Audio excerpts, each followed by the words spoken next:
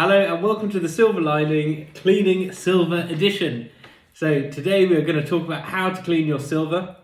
Everyone has their own way of doing it, and I'm going to show you the Silver Lining way, which has stood me very well so far. So what are the main things you need to clean your silver? Obviously a dirty bit of silver helps, so check. I think a good glass of wine is always good when you're cleaning your silver, and in a lowball glass, because you don't want to knock it over all over the silver. So we'll pop that there. Another dirty bit of silver for later. Your silver polishes. So I've got a combination of two. Now this is not a paid post, but I am going to advertise these two because I think they're very good. Goddard silver polish, which I'm sure most of you know. I think it's fantastic. It's what I use pretty much for everything. It's not very abrasive at all. And yeah, so that is 99% of the time I use this, which I think is fantastic. For marks on your silver that are a little bit tougher, I go with Silvo. It's like a cotton wool, which you just pull off. It's a little bit more abrasive. It's quite strong. But that's where I go. If you've got a mark that just isn't shifting, this is perfect. The combination of the two is all you need, in my opinion. Now, in terms of cloths, microfiber all the way. These you can use for anything, whether it's cleaning your car or cleaning your silver. They are fantastic. They leave no dust, no residue, and really I think they're perfect. So you need one to apply polish and one to take the polish off. So you need two cloths. And then the pièce de résistance. No, this is not my toothbrush. Unfortunately, my toothbrush isn't this colour. This is the biggest secret weapon when it comes to cleaning silver. This is a silver polishing brush.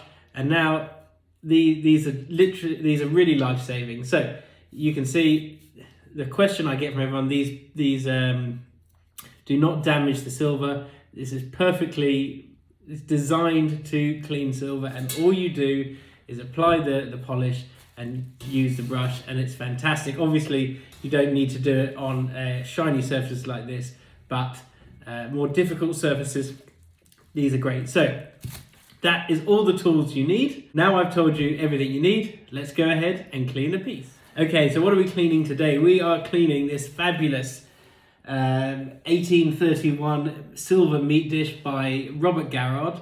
It's a tree and well meat dish, or a venison dish as sometimes called. It's got this lovely, sorry, I put a bit of polish there already. It's got a lovely, it's called tree and well design, where the juices all get caught in this bowl. So it's perfect, but you can't really use it when it's tarnished because it might make the gravy a bit funny. So let's go ahead and start cleaning. So what I'm going to do, I'm going to start it now, and then I'm going to put a time lapse on so you don't have to be with me for the whole duration of cleaning the silver. Okay, so you get your Goddard's polish,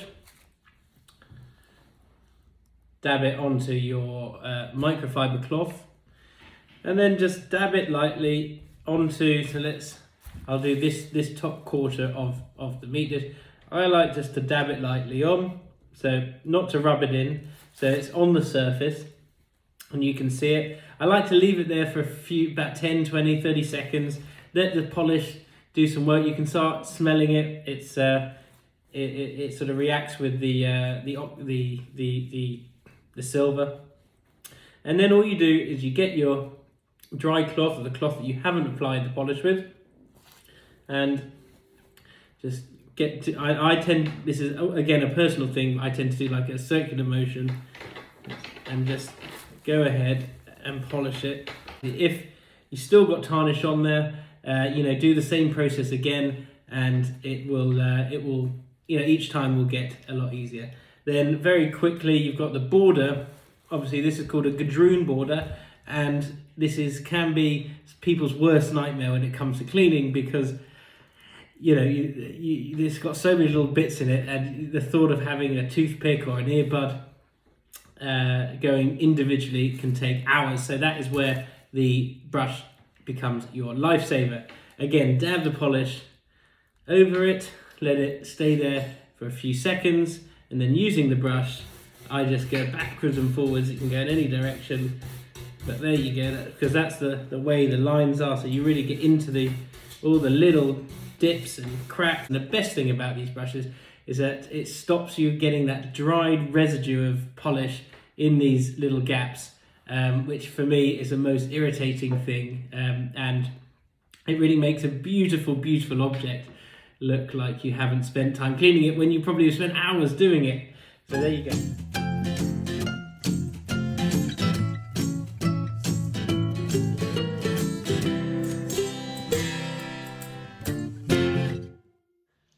As you can see, the meat dish is now sparkling clean, ready for dinner, and it was as easy as that. I hope you enjoyed the silver cleaning edition of the silver lining.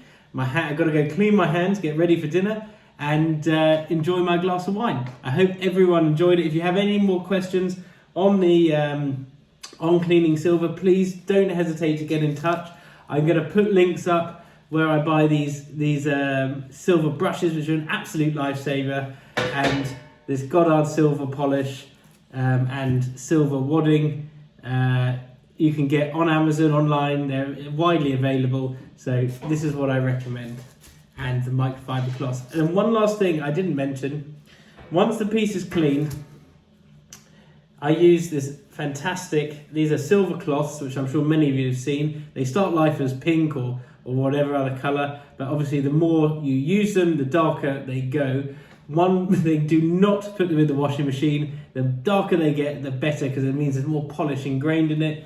But these are great. If you get fingerprints on the silver, you don't need to polish the piece again. All you need to do is just go over it like this, and this will remove any fingerprints, any marks that aren't tarnished, but it just brings it back to life. So it's always good to have one of these in the dining room next to a piece or pieces, just to bring pieces back to life at very minimal effort. I hope everyone's had a good start to the week. I'll be back with more videos. Thank you for watching, and good night.